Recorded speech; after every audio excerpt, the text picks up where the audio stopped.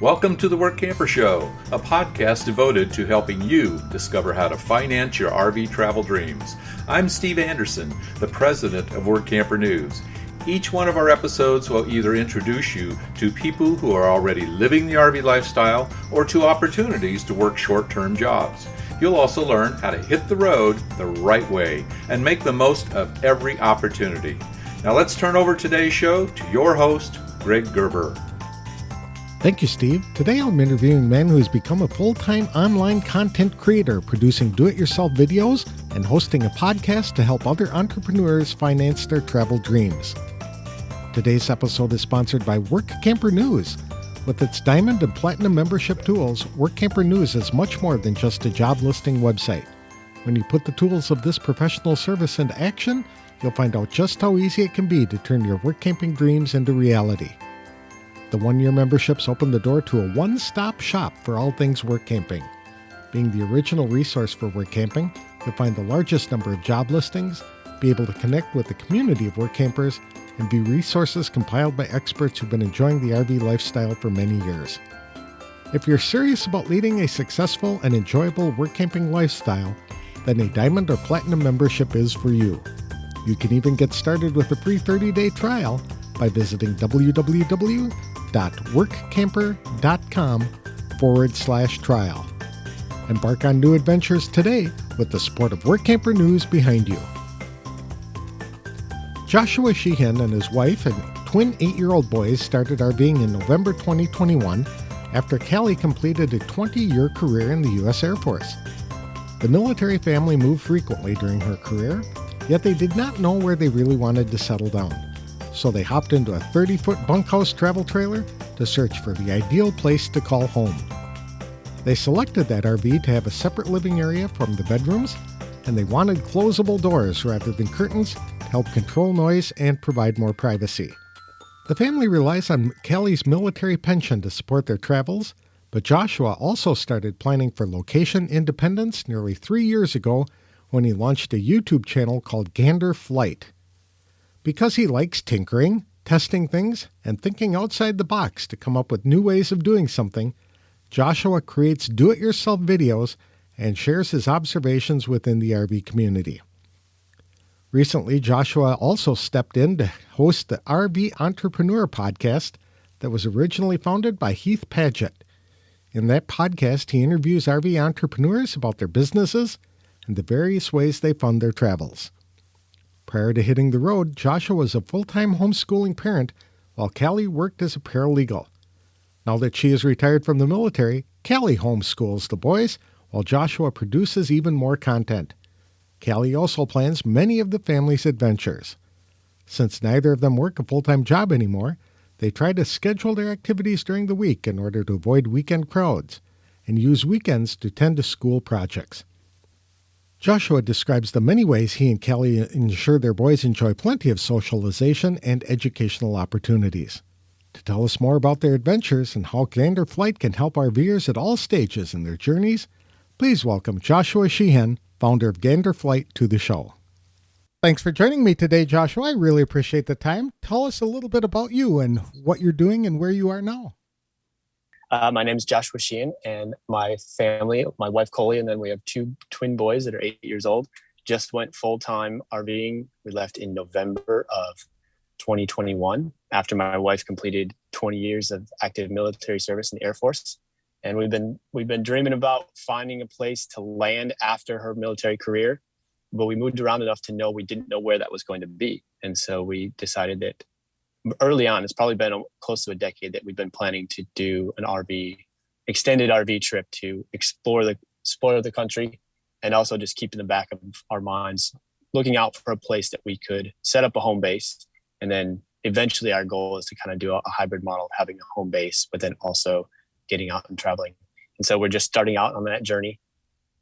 Along with her military pension, I've also been starting to do YouTube and other online content creation about the RV sphere. And I've been doing that for close to 2.5, almost going on 3 years this summer. And I've got a personal brand called Gander Flight. I do a lot of RV DIY projects, gear reviews, gear comparisons. And it's really a good creative outlet for me. I enjoy testing things, finding different ways to do things, thinking a little bit outside the box, and then sharing that experience and my observations with the RV community. And then I've also gotten so much from the RV community that I've stepped in as the podcast host for the RV Entrepreneur as well, that was founded by Heath Paget. And I'm really enjoying giving back a little bit more in the audio sphere of interviewing RV entrepreneurs and listening to, similar to this podcast, of how people are funding their travels on the road. And so I'm kind of at this point of growing all the different avenues of online content creation while also figuring out how to balance sightseeing and traveling with my family on our full-time journey. That's neat. Twin 8-year-old boys. That must be energy cubed then, right? Yes, it is definitely not squared. It is cubed. They feed off of each other for sure. That's great. And so your wife was in the Air Force. What did she do? She was a paralegal. Okay, good. Is she continuing that on her own? Has she started a business of her own in that area, or is she just sort of taking a break now after a 20-year career with the Air Force? She is taking a break for indefinite. She's being full-time mom. And she also, up until this point, I was in charge of homeschooling, and I was stay-at-home dad for 8 years, going on 9. And so in November, we kind of flip-flopped, and now she's doing full-time mom and homeschooling stuff. And then also she's taking charge of planning most of our adventures and directing that with my support, but taking charge of directing where we're going and what we're exploring, with a lot of input from the kids, and really getting into road schooling and figuring out how to get them immersed in things on the road instead of just sitting at the RV and doing things that they would be doing in a normal classroom. Mm-hmm. That's great. You said that you were looking for a home base. Did you select one?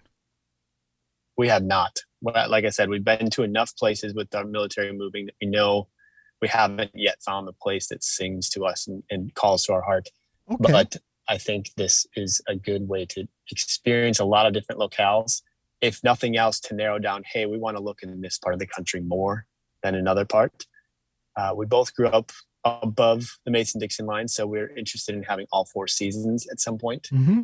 But I like the hybrid model of being able to, when the snow gets to too much, we can hop in the RV and come south with the snowbirds. That's always nice. Absolutely. And so you don't do any traditional work camping jobs that people normally Correct. Think about, like working at campgrounds and things like that. So you're fully supporting yourself from this business at this point and your wife's pension. Yes. Okay. Yep. And you've been doing it for almost 3 years, you said. So I've been doing the content creation as a side gig, as a creative outlet for myself for going on 3 years.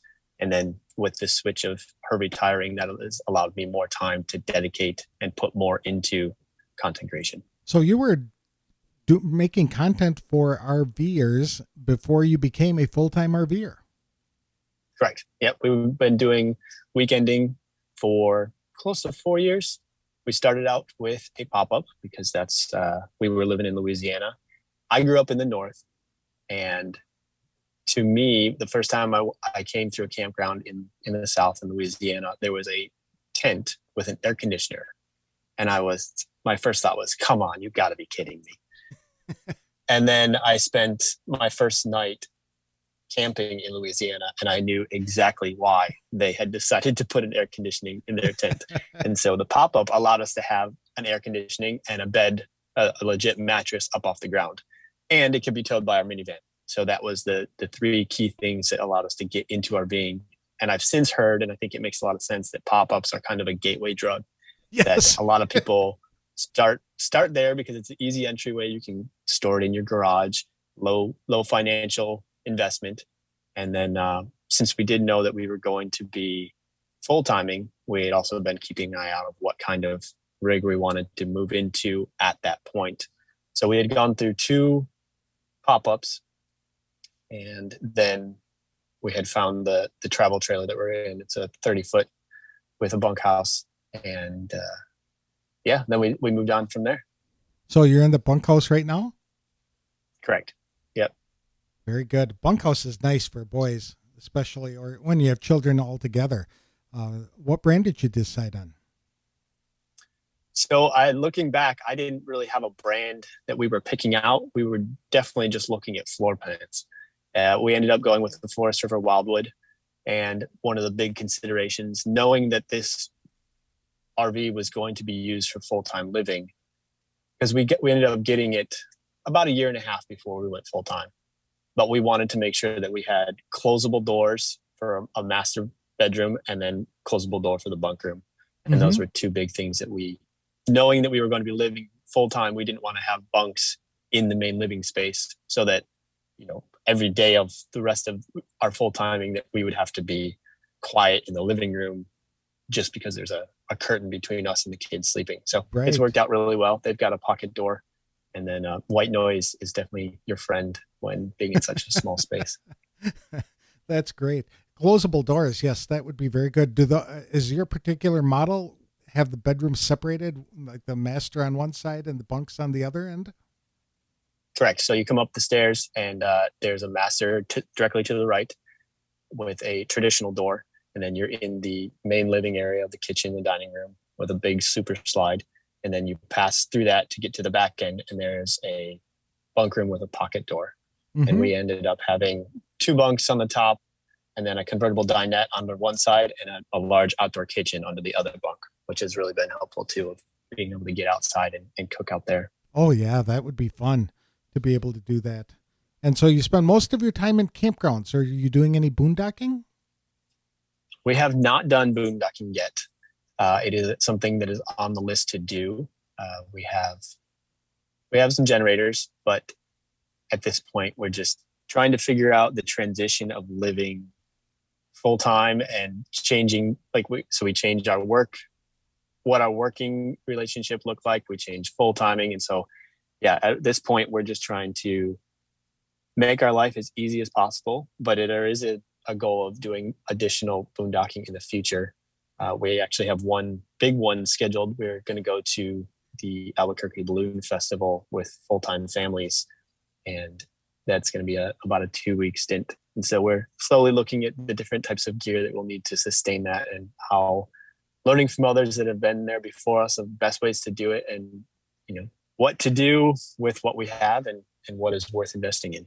That's going to be a fun experience for you. I've only been to the Balloon Fiesta once, but it was almost overwhelming with the number of balloons that you get to see, and the night launches where the balloons just glow in the night air or night sky. It's just spectacular. I think you'll have a lot of fun with that.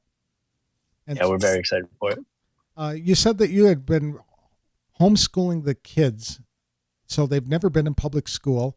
You've been overseeing their education. So moving into a full-time RV lifestyle was not going to be a problem at all. They just switched from homeschooling to road schooling. Correct. Yeah, the only thing that really changed was the venue. And then there was also been some working throughout the kinks of Coley had a Monday through Friday job, and so weekends were family time. And now that we're on the road, oftentimes we want to try and get out and do things as a family during the week to avoid the weekend crowds. And so there's been a little bit of relearning for them that, hey, just because it's Saturday doesn't mean that it's not necessarily going to be a school day. Our schedule is a little bit more fluid. And so if we go and we do some adventuring on Wednesday and Thursday, there's a possibility that we need to do school on Thursday and part of Sunday. And so that has been a little bit of but it's the weekend, Dad. Yes, I understand. But we also did not do school Tuesday and Thursday this week. We need to make sure that we're keeping on top of this. But that flexibility has been awesome. We need to get a little bit better about scheduling that. I ended up going grocery shopping on Sunday afternoon. And as soon as I walked into the store, not remembering that it was Sunday afternoon, I was like, why are there so many people? Oh, it's the weekend. I need to get better about planning our meals out and our grocery shopping so that we're not needing to go on the weekend to the grocery store. That's exactly right. When you talk about, adjusting the boys' schedule and things like that, one of the biggest problems, or I guess misconceptions that people have on full-time families, is that the poor children, they're not getting any socialization. How would you respond to that? My response is they are getting more socialization than I could ever imagine.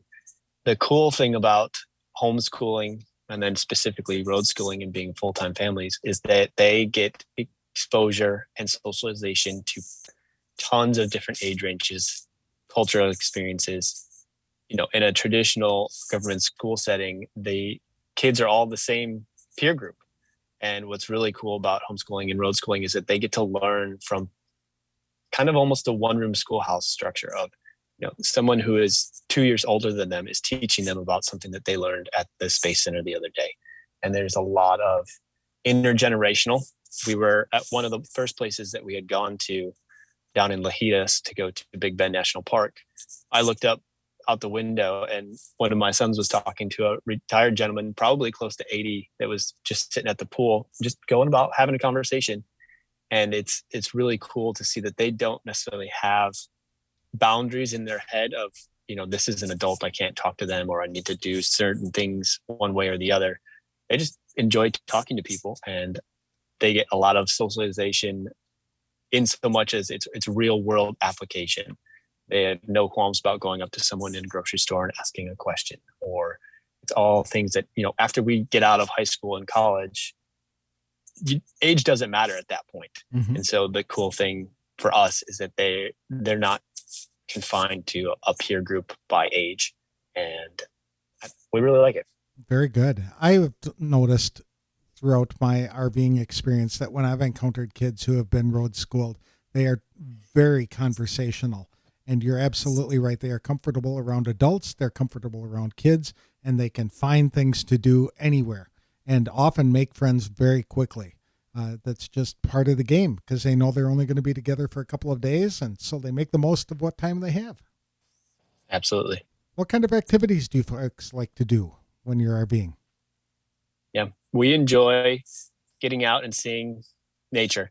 We try to do our best to go to state parks. We're hoping to hit a lot of national parks, although it seems to be more and more difficult on one of the bucket list ones to be able to schedule some of those things out in advance, especially since we don't necessarily have a schedule of where we're going. But hiking, picnicking, we have bicycles that we enjoy riding around, and then seeing different sites. Right now we're just outside Orlando, and for the boys' birthday, they got to go to Universal Studios. They're pretty excited to go see all the Harry Potter things. So doing some touristy stuff as well, but mostly just exploring around and seeing nature, seeing different parts of the country, because it's insane to me to just realize how much land there is in the United States and North America, and how vastly different geographic locations are. So getting out into the woods, getting out onto the water, exploring those things. And then also checking out different cultures in different communities around the country, local food, establishing relationships. Being that we're a military family, a lot of our friends continue to move. So we have a lot of friends all over the country, and spending time catching up with them. We really enjoy doing game nights and having conversations around the campfire. Mm-hmm. And when you mention different cultures, that's another big advantage to road schooling as well, by allowing people or families to just dive into a particular region for an entire month or two, if that's where they want to go, and really get to explore and learn all they can about that particular region. I think that would be a very, very good plus for embracing this kind of lifestyle. Were there any other reasons why you chose the RV lifestyle for your family? I don't think so. It was mostly just we don't know where we want to put down roots. So by going rootless for a little while, we can explore and kind of get a taste, have a flight of different examples and see which one resonates with our family. Okay. And you've only been full-timing for a couple of months, but have you been in Florida the entire time?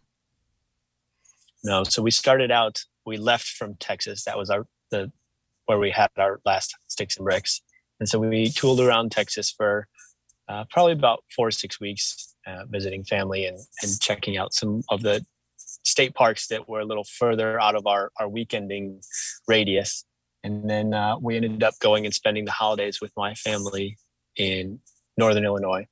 And so we had left the RV down in Mississippi, and then we came down after the new year and picked the RV up, and we've been in Florida for the past 2 months, just kind of following the weather at this point.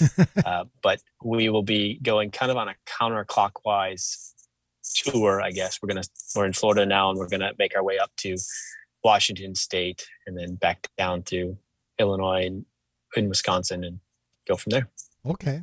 So you're going to put on a lot of miles, it sounds like. And you're going to do all of that put on in 1 year, huh?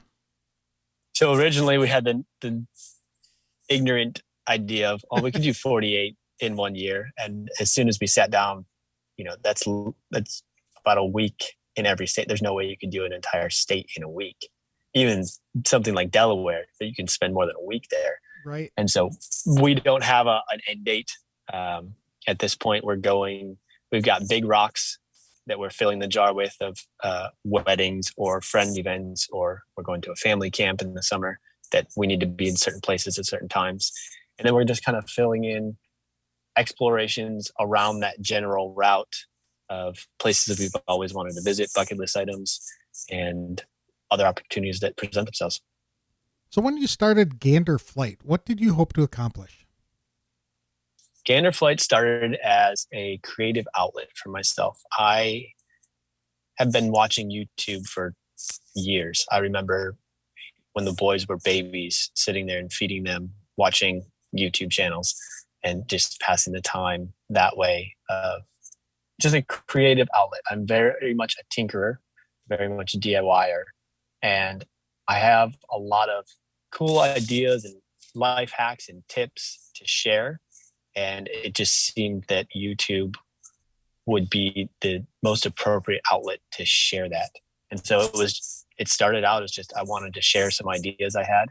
I had met some other folks that were successful on YouTube and got a little bit of advice on how to best go about that in a way that left doors open for me should I want to make it more than just a hobby. And I found out that I really enjoy creating videos. And so it's been a passion that has turned into something that provides money. Okay. So did you have a tech background before you went into this? I do not. I have a degree in outdoor recreation. Oh. And as soon as my wife and I got married, I had been doing an internship at a military base with their outdoor recreation program, and she was volunteering as a whitewater rafting guide. As soon as we got married, it became very apparent to both of us that outdoor recreation in a commercial sense, and specifically in a military sense, you're working nights and weekends when the airmen, soldiers, sailors have off. And so by being married to an airman, we would be ships passing in the night, because I would be working nights and weekends when we could be doing excursions and events. And then that's when she would be home. So we ended up living in Norway for 3 years. And at that point, we didn't have kids. And I was working at the community center on the NATO base in Norway. And then when we got back to the States, we found out we were pregnant. And then we found out we were having twins. And it kind of just made sense at that point that I was going to stay home with the boys. And so, no, I don't have a tech background. It's an outdoor recreation background. But I'm very much a self-taught, enthusiastic researcher. And so I watched a lot of YouTube about how to create, about how to use different programs and different equipment and software. I get excited about the learning about the content creation. And then I also have this other side of just lists of things I want to share, and combining the two has been a good creative outlet. I've been looking at your website, and you do have some very interesting things in there, like how to create an emergency heater. Oh, how would you come up with an idea like this to share with people? Oh, I have no clue where that ended up coming from. But it was just, I would think I was creating we had been living in New Jersey, and I was creating a kind of a get home bag that if we had been stranded in the snow or something, what are some of the things that I would want to keep on hand in the vehicle? And one of them was some sort of heat source. And so I pieced together something, or been influenced by something I saw, and it was putting a roll of toilet paper into a quart-size paint can and then filling it with a fuel. And what's really cool about that experiment is I got to figure out the goal of that experiment that I was doing was trying to decide if 70% isopropyl alcohol or 91% was better or worse in one way or the other. But what's cool is that the comments off that video, I've got a whole list of different fuels that may or may not be better suited for that application. Obviously, whenever you have an open flame with something, you need to make sure that you've got proper ventilation. And so it's not something you'd want to like light in your car. But having that sort of heat source on you was the goal for me of having, like, if I need to shelter next to my car until tow truck comes, whatever, is how I came about that. And it's just really cool to see how the community comes back and gives pointers and tips and like, hey, did you try this? Did you try that? And a lot of times the content and the ideas for things come out from previous things. So someone will say something in an offhand remark and I'm like, oh, I didn't know that. But one of the videos I did, I had created DIY air filters for our bedrooms. You know, pollen season in Louisiana was pretty heavy. And so a dedicated air filters can be quite expensive. Ended up getting some vinyl J channel that you would use on the siding of a house, cutting it to length, attaching it to a 20 by 20 standard box fan, and sliding in a residential furnace filter. And so I did a video about building that. And one of the things that a lot of people were commenting on was like, oh, is that bad for the motor? And I was like, well, I've been using it for 3 years. Nothing's blown up. That's anecdotal evidence of it's fine. But let me do some additional testing. So I created a video doing additional testing. And, you know, there's only so many things you can control in an experiment you do in your backyard. But using a thermometer and trying to visualize different things, another video came out of that. Mm-hmm. Well, that's neat. So it's just, you know, whatever strikes you, you know, something comes up, he says, this is kind of neat, and you share it with your audience. Here, I thought exactly. you were doing something elaborate, like some sort of science experiment with your boys on how this different alcohol burns, and you created a video out of it that way, but it seems like it's something entirely different than that. Well, it's both, because so one of the videos that I am currently editing, and a lot of my stuff is transferred into RV related. I've been researching different stabilizers, you know, manual scissor jacks versus electronic ones that came on my rig.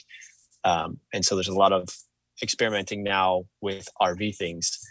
Early December, where we were at was cold enough that we had space heaters on. We had a space heater near the door, and one of my boys had gone out and was playing, came in, his Crocs were wet, his shoes, his Crocs. He set it in front of the heater to dry it off and make sure it was dry for the morning. Well, he came back in the morning and the Croc had shrunk probably 3 sizes. Oh my. And so it was, we thought that maybe he had switched shoes with someone at the playground. And because it was such a drastic difference in size. And so, you know, the Crocs are now ruined. We need to get him a new pair. So the 3 of us ended up going through some more experiments. We had the other son's Crocs that we needed to get him new ones just because he was growing out of them. So we had 3 good shoes that we had available, and we ended up doing some testing. We did another one in front of the heater with a time lapse to see how the process went of what happens when you apply heat to something like the Crocs are made out of. We put it in the microwave. We got a blowtorch out. And so using those opportunities of, no, we shrunk our shoes, but what else can we do to learn from this and teach them about how the world works and science? But then also they're getting to the point where they're excited and they are interested in being on camera as well. So finding the balance of letting them do that while also keeping them slightly isolated from social media, in so much as, you know, keyboard ninjas are your worst enemy. But also sharing the experience of, hey, we did this experiment. Make sure you don't put your Crocs in front of your space heater. This is what happens. That's neat. And so you're turning all of these things into educational moments, not only for your kids, but for your audience. Absolutely. That's fun. And so I was looking at some of the other things that you put up there, like these awesome storage things for Legos and stuff like that. I mean, anybody who travels with kids is probably trying to figure out a way to best store their toys in an RV. Is that absolutely? How'd you come up with this? Trial and error? Are you referring Are you Yes. referring to the one that's got a tray system? Yes, exactly. The trays. Okay, so that is actually not an RV. It was too big to fit, Okay. but that one was similar to a lot of the arts and crafts carts that are out there. However, it was an exceptionally wide version, which was beneficial to us because then we were able to color code or color sort the Legos, and it was easier to find. Our family is really big into Legos, and having them be organized in a way that could be put away every night and not, I mean, if you've ever stepped on a Lego, you know how Yes. horrifically painful it can be, and they're tough little suckers. Um, but then, and then coming into the RV, it was a process of figuring out which of the Legos made it into the RV and which ones didn't. And at the moment, they're in a kind of like a cinch sack that opens out into a playmat, and so they're all in one thing, and then they cinch up and they get put into one of the cubbies that we made for their bedroom. How do you make money off of Gander Flight? Is that something that's advertising supported, or are you developing special content for members only? At the moment, it's just ad revenue from YouTube and then also Amazon affiliate links. Okay. I have not developed into any sort of membership program at the moment, although that's definitely something that is worth looking into for the horizon. So if you're providing enough YouTube content, is there enough money that can be generated to cover some of the costs of producing it? Producing it, sure. Okay. The hard part with any sort of content creation is it's digital sharecropping. You don't own it. Right. And so the hard part with that is you really shouldn't bank on having that money, because tomorrow YouTube could say, yeah, we're not paying out anymore. And that's their prerogative. Or Amazon can say, we're going to cut the commissions for any sort of product you link to by half. And so with a flip of a switch in their terms and conditions, they can adjust those things.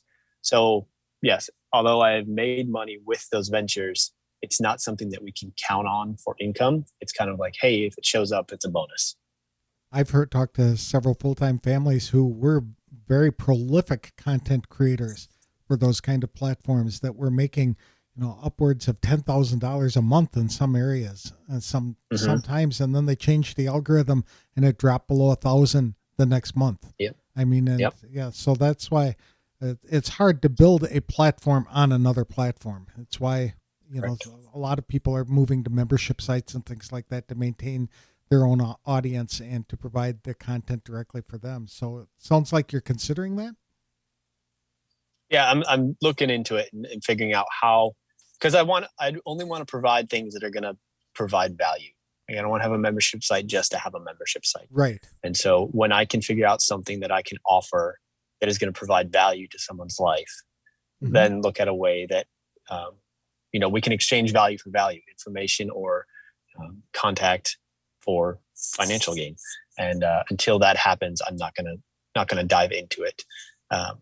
I'm very blessed and fortunate. I mean, it was a 20-year commitment, but we have the military pension as a safety net.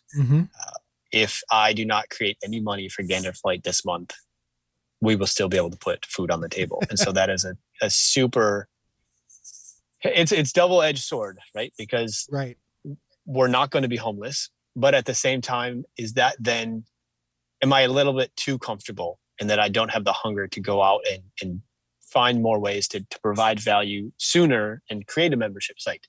Maybe. I don't know.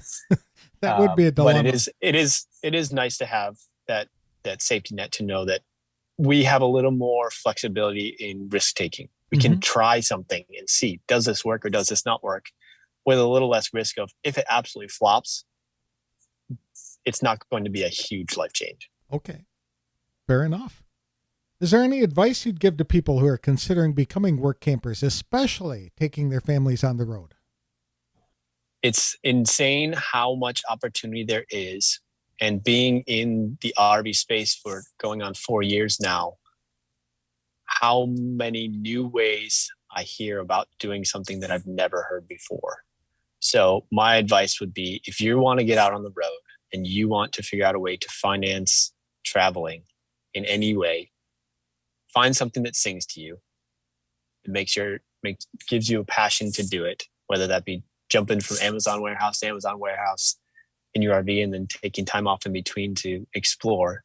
But if you haven't found anything that suits you, keep looking and keep brainstorming. Just open a notepad and write down ideas, because it's often not the first or second idea or thing you implement that sticks. It's often the fourth or fifth. That's right. And so just get started with something. And then the more people you meet through that, you can pivot and turn. I think just getting started would be my best advice. Yes. Just start something, and then it will evolve. Everyone thinks, and you're going to as well, that the first thing's going to be the it thing. It's not going to be, but it may lead to the it thing. Mm-hmm. That's exactly right. It's taking that first step that's often the most difficult, because many people are fearful that they have to have everything buttoned down and in order. They have to have the plan, and they have to be moving on that plan in order for it to work. And it never comes around to you having enough data until you feel comfortable to jump in. So just jump in. Sometimes it's blind faith, but that's what it might take. But like you said, It'll tweak it as it goes. That's really good. Have organizations like Full-Time Families provided any help to you folks? Absolutely. If nothing more than social connection. I think going out on the road can be as social as you want or as isolating as you want. And having access and being a member of a social group, we're part of Escapees, Full-Time Families. Again, it's a value for value, right? You can gather a lot of free information through Facebook groups and forums. However, sometimes when you trade a little bit of money for a membership, you can expedite that process. You can consolidate it and distill it down into the not having to sort through all the fluff. And so, yes, that membership groups and social groups like that have been huge. Coming up here in March, we're going to go to, it's called the Full-Time Families Family Reunion, basically a big rally.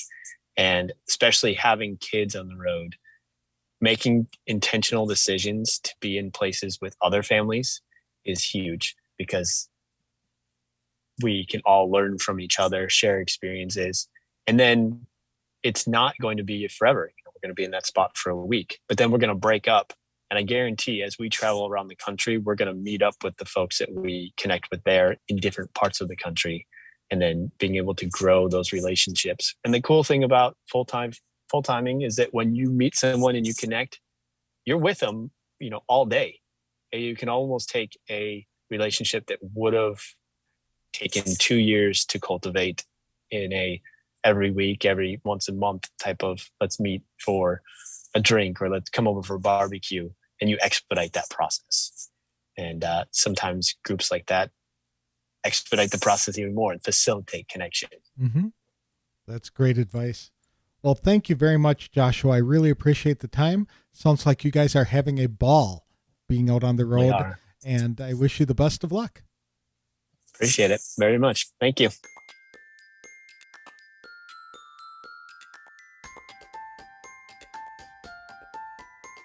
I appreciate Joshua Sheehan for coming on the show to talk about his family's adventures in homeschooling and his motivation for launching Gander Flight. His family really enjoys having the freedom to visit popular touristy sites during the week when it's less crowded and sometimes cheaper. They also love hiking, biking, and enjoying picnics. Joshua and his wife like to expose the boys to different cultures, as well as to connect with many friends they made in the military who now live around the country. There are several areas they'd still like to evaluate before selecting a place to call home. Ideally, that location will offer 4 seasons, but they are open to living as snowbirds as well. So far, they visited Texas for 6 weeks, spent time with family in Illinois, then traveled to Florida for the winter before beginning a long trek to Washington State and returning to Wisconsin later this summer by trekking across the northern states. Originally, they envisioned visiting all 48 contingent states in a year. However, after realizing that's only 1 week per state, and there's way too much to do and see in any state in just a few days, they've scaled back that ambitious goal to take their time and truly enjoy their adventures. Through their travels, Joshua is discovering new hacks to make RVing easier and sharing those with his YouTube audience, which currently has 18,400 subscribers. He also does product reviews and interviews other RVers about things they do to enhance their experiences on the road. Joshua has a degree in outdoor recreation and experience planning excursions for military members. So he's putting that knowledge and experience to work helping others to better enjoy the RV lifestyle. His do-it-yourself videos are really popular and cover things like installing keyless door locks, restoring faded plastic, creating a heater out of a paint can, and setting up an internet system. He's already produced nearly 175 videos on various topics. You can subscribe to his channel by searching for Gander Flight on YouTube. Today's episode is sponsored by The Dreamer's Journey. It is an online course and community produced by Workamper News. Life is way too short to keep your dreams on hold, so don't be held back by fear because you were designed for more. Get started in the RV lifestyle the right way with this comprehensive guide.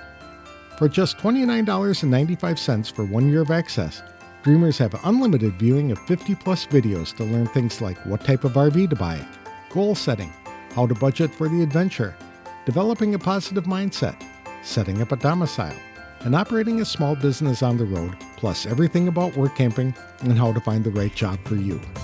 Each video is 30 to 90 minutes long to provide in-depth coverage on each topic. There's no wrong time to get started, so for more information, visit www.rvdreamersjourney.com. That's all I have for this week's show. Next week, I'll be speaking with a woman who makes a great living as an RV technician who specializes in one area, flushing out RV tanks. She certainly found a niche and makes money providing the service to RVers who benefit greatly from her work. I'll have that interview on the next episode of The Workamper Show. Until then, all of us at Workamper News wish you a happy, memorable, and safe official start to the summer season. Thanks for listening.